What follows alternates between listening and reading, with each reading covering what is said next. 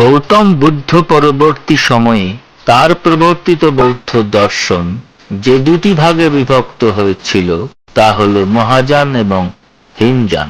আত্মনির্বাণ বা ব্যক্তি সাধনায় ব্যক্তির আত্মিক উন্নয়নের যে দর্শন বা ধর্ম পালন, সেই প্রক্রিয়ায় বিশ্বস্ত বৌদ্ধ ধর্মাবলম্বীরা হীনযান গোষ্ঠী হিসেবে পরিচিত এবং এর পাশাপাশি তথাগত বুদ্ধের জীবন দর্শন এবং ধর্মভাবনার আরো কাছাকাছি, আরো ঘনিষ্ঠ, আরো নিবিড়তা বহনকারী উন্নত বিশ্বাস এবং চেতনার অনুগামীদের বৌদ্ধ সংস্কৃতিতে পরিচিতি মহাযান গোষ্ঠী।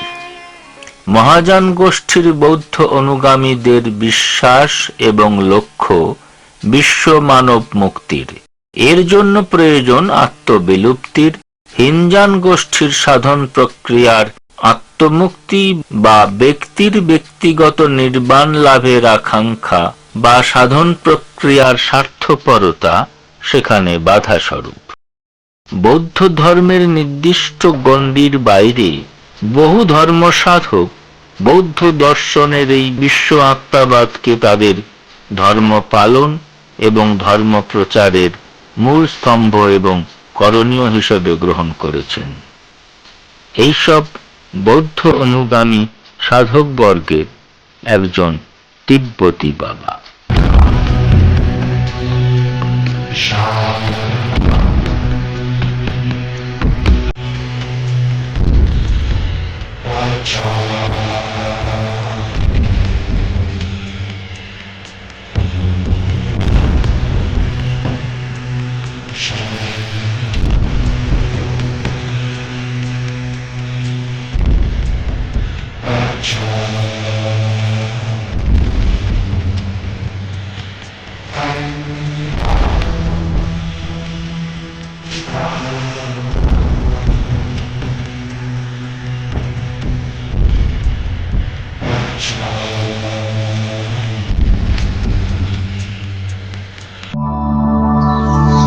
আজ থেকে ৩০০ বছর আগে এই সাধক জীবন কাহিনীর সূত্রপাত আসাম বাংলাদেশের সীমান্তবর্তী জেলার শ্রীহট্টে।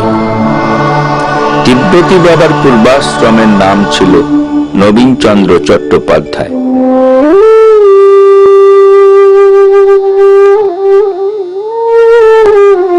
নবীনচন্দ্রের বাবা শক্তির উপাসক হলেও মা ছিলেন শিবে ভক্তিমতী।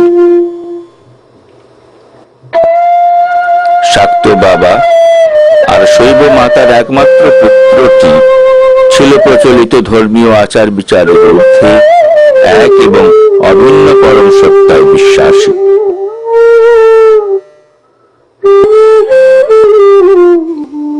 এই ব্রহ্মচেতন এতটুকু বয়স থেকেই নবীনচন্দ্রের সঙ্গী।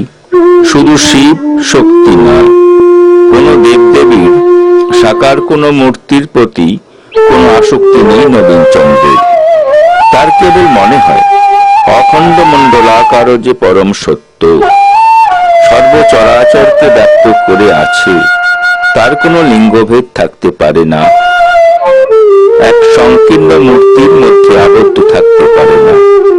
যিনি পরম ঈশ্বর, সকল কারণের কারণ, অগতির গতি, যিনি একান্তভাবে নির্গুণ নিরাবয়ব, তাকে সগুণ রূপে দেখতে চান তিনি।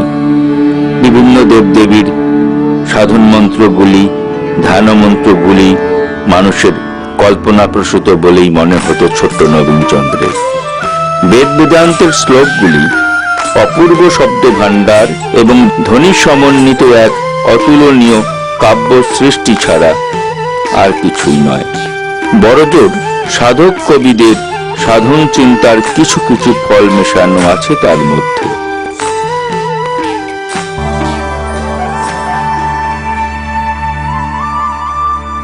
নবীন, ঘরের ভেতর ঠাকুরের পুজোর নৈবেদ্য সাজানো রইল, নজর রাখিস।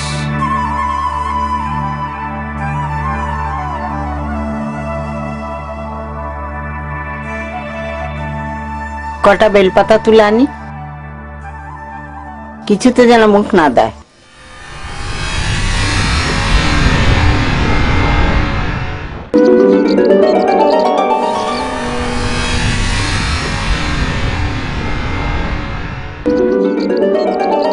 হেই, যা যা যা।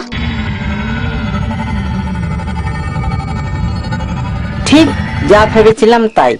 ছি ছি ছি, একটা কাজও তোকে দিয়ে হবে না। এত বড় ছেলে, বললাম ঘরে নৈবেদ্য রেখে যাচ্ছি, দিলি তো কুকুরকে খাইয়ে। ঠাকুর দেবতার উপরে এতটুকু শ্রদ্ধা ভক্তি নাই তোর? তুমি কাকে ঠাকুর বলে এতদিন পুজো করে এসেছো তা ভেবে দেখেছো? যদি সত্যি সত্যি জাগ্রত হতেন তোমার দেবতা, তাহলে তার উদ্দেশ্যে নিবেদিত অর্ঘ্য তিনিই রক্ষা করতেন। তাছাড়া শাস্ত্রে যে বলে, যে জীব সেই শিব, জীবের মধ্যে কি শিব নেই? হলুই বা সে জীব ছোট বা নিকৃষ্ট।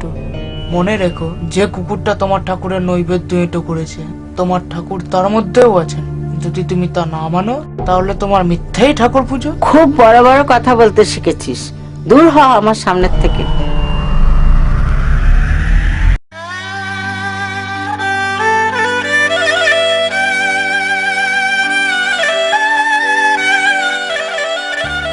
অভিমানী নবীনচন্দ্র বাড়ি ছেড়ে নিরুদ্দেশের পথে বেরিয়ে একদল বৌদ্ধ সন্ন্যাসীর সঙ্গী হয়ে পৌঁছে গেলেন হিমালয়ে।